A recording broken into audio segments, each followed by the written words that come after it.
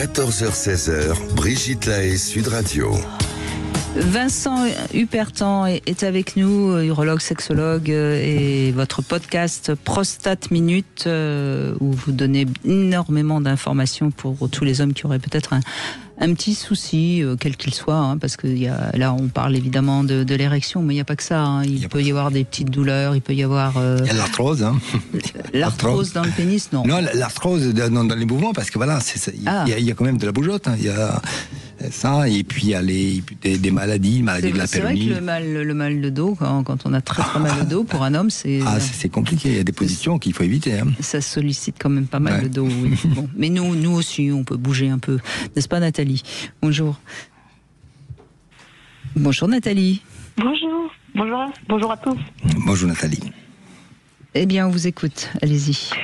Alors, nous, ça fait pratiquement 20 ans qu'on est ensemble, qu'on est mariés, on a un enfant, on a une sexualité qui a évolué, bien entendu, mais j'essaie de faire un peu d'introspection. Alors, évidemment, au début, c'était très, très fougueux, ça allait un peu moins, mais ça le redevient. D'accord, oui, parce que l'enfant est un petit peu agrandi. C'est ça, il est autonome, voilà, absolument. Donc l'autonomie de l'enfant fait qu'on se retrouve. Après, il est vrai que je peux dire que si les femmes ont une charge mentale, donc ça nous ralentit un peu, je trouve, hein, dans le désir. Bien sûr. Mais ça ralentit aussi les messieurs. Enfin, je trouve que ça ralentit aussi mon mari. Les prises de responsabilité, donc voilà, et du coup je me dis que il faut les voir les choses autrement, et donc j'invente des petits scénarios qui le surprennent d'ailleurs parce qu'ils ne voient pas sous cet angle, et ça nous fait avancer ensemble. Donc c'est vous qui êtes un petit peu la scénariste de vos ébats amoureux. C'est moi. D'accord. C'est super. Et il suit, j'imagine, très très bien, et il est toujours partant. Oui. Il dit jamais non. Ah non, il dit jamais non. non, il est enfant, il dit jamais non. Mais effectivement, bon, ça a évolué, mais il faut se créer des petits scénarios, il faut se créer des lieux autres que la maison. Oui. Ça fait du bien aux deux, et surtout ce que j'ai remarqué, c'est la vie quotidienne tue quand même, hein, le couple. Dans certains aspects, il faut éviter de voir le verre à moitié vide. Ça, c'est très juste ce que vous dites, bravo. C'est vrai qu'on voit, mais ça c'est très très humain, hein, que dans tous les domaines, on voit toujours le petit truc qui va pas et qui prend plus d'importance que ça ne devrait. Oui. Et donc voilà, le fait de voir le verre à moitié plein, ça m'aide à me dire bon, j'ai des reproches à lui faire, mais j'en ai aussi certainement à me faire, et ça aide à garder cette flamme. C'est important, et s'entretenir aussi. Se faire beau, se faire belle, être désirable, c'est très important. Voilà, c'était ma petite expérience. Non, mais vous donnez beaucoup de recettes qui sont souvent oubliées, hein, et qui pourtant sont essentielles. Hein. Continuer à se séduire quelque part, ça paraît... c'est évident. Ça paraît facile. Ouais. Mais c'est pas si simple. C'est un combat, c'est un travail de tous les jours. Il faut imaginer, et puis on vous dit qu'il faut se sentir soi-même avant d'être senti désiré par l'autre. Il faut s'aimer désiré par soi-même, s'aimer en se regardant dans le miroir. C'est important. En vieillissant, on change. Hein. Oui. Oui. La maternité nous fait changer, on change.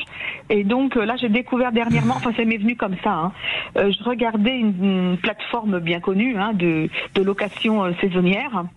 Et donc, mon envie, et donc ça va se réaliser, c'était de prendre une petite chambre de bonne dans Paris et puis faire comme si on se connaissait pas trop.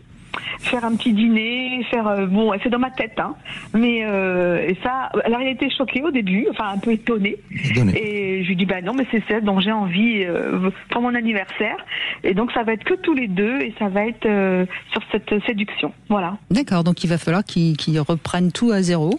Qu'il invente. Oui. Et vous allez faire, à mon avis, la difficile. Hein. On va pas, vous n'allez pas accoucher comme ça le premier soir. Hein. Non. Faut pas rêver. Non. Hein. Non, faut pas rêver. Il faudra un bon restaurant, quelque chose d'assez chic. Absolument, il faudra faire des efforts. Mais voyez, Nathalie, votre atout, et c'est ça que j'ai envie vraiment que votre témoignage serve à ça, votre atout, c'est que vous n'avez pas renoncé par rapport à vous-même d'abord. C'est-à-dire que je pense que vous avez compris que la sexualité, c'est aussi ce qui est nécessaire pour vous-même, avant même que ce soit pour votre couple. Absolument. Oui, ça met du temps, ça a germé, c'est pas venu d'un coup. Mais c'est essentiel. Mais je crois que je le dois à ma maman. Parce que je pense on parle beaucoup, c'est des discussions très libres, très libérées. Et je pense que cette forme de discussion m'a aidé à avoir cette perspective, voilà. C'est clair, quand on a la chance d'avoir une mère qui était assez ouverte à la sexualité et qui n'a pas eu ces discours, de toute façon tous les hommes sont comme ça, etc., ça facilite. Hein. Aucunement, absolument.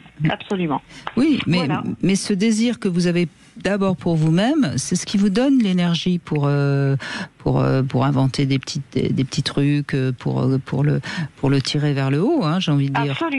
Absolument. Il le faut pour moi, alors c'est déjà pour moi, c'est un peu égoïste, mais comme il suit et qu'il en a envie aussi, bon, il n'y a pas de problème. Il a trouvé ça bizarre, même d'un point de vue comptable, donc ça m'a un peu, pas exaspéré, mais je lui ai dit, écoute, vraiment, ça va coûter un peu, ça va me... c'est les mecs, ça. Les garçons par moment, enfin bon, bref. Donc, l'interromantisme. C'est le prix. Voilà, l'interromantisme par excellence, ça va coûter. C'est drôle. Voilà, c'est ça. En fait, votre témoignage, il est savoureux, et ça reflète ici ce qu'on dit depuis tout à l'heure, c'est que pour être bien avec sa sexualité, il faut être en paix avec soi-même. Paix avec l'image qu'on donne, paix avec le désir, avec l'équilibre, parce qu'on attend avant tout soi-même, avant d'exiger de l'autre qui me donne quelque chose, qu'est-ce que je peux me donner moi à moi-même. Oui. Hein? C'est important. Et cette paix que vous dégagez, cette paix, la confiance, l'équilibre, que vous n'acceptez, l'âge il passe par là, bon, il y a des rides, il y a de l'arthrose, il y a tout ça, mais vous ne laissez pas faire, vous luttez contre, vous utilisez votre imaginaire justement pour compenser, et ça, c'est savoureux, c'est sublime. Oui, parce que je me dis, forcément, on va vieillir, hein, si on vieillit pas, on est mort, hein, donc, voilà. Et je me dis, il faut faire feu de tout bois, je me laisse pas faire. C'est comme ça. Oui, et puis, encore une fois, il y a toutes les personnes qui ont maintenu leur élan vital et leur libido en bonne santé, ils n'ont pas de problème de vieillir. Sinon, on vieillit et on sera bougri. Hein, tous en dépression, sinon. Non, mais je veux dire, c'est tout.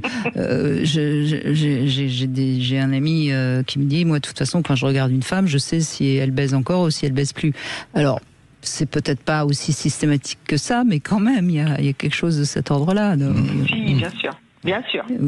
Je suis sûre que vous êtes toujours ravissante, quelles que soient les rides ou les kilos que vous avez en plus, parce que vous avez cette petite lumière dans l'œil et qui fait que vous l'êtes, voilà. Absolument. Oui, je vois bien mes amis autour de moi, leur mère ne satisfait plus, enfin, mais je pense elles n'ont pas d'introspection elles-mêmes. Je pense qu'elles devraient commencer par elles, faire ce qui peut-être faut, se remettre en question, on n'est pas parfait. Alors, au lieu de demander à l'autre sans arrêt, il faut Nathalie, qu'il soit parfait. je vous donne un conseil, si vous leur dites ça, vous allez perdre vos amis. Hein. Je leur dis pas. Mais je le vois. Ah non, je l'ai perdu, sinon, mais c'est évident. Non, je le vois. Parce que quand on commence à dire c'est la faute de l'autre, si on nous remet en question... Non. En effet, non, je leur dis pas. Mais je le vois. Ben oui, je le vois bien. Bien sûr. On a ce qu'on mérite. Hein. Ah oui. Absolument, elles n'ont qu'à faire. Exactement. En tout cas, vous faites bien. Bravo, Nathalie. Et merci beaucoup de ce témoignage. Je le trouve très amusant et ça peut peut-être réveiller certains couples. Oui, on espère. Respect pour eux. Merci beaucoup. On va faire une petite pause. On se retrouve pour le sexo conseil du jour. On va parler du préservatif. C'est l'été. On sait que durant l'été, il y a beaucoup de rencontres fortuites et qu'il ne faut pas oublier le préservatif. Est-ce que ça diminue vraiment le plaisir ? C'est notre sexo conseil du jour.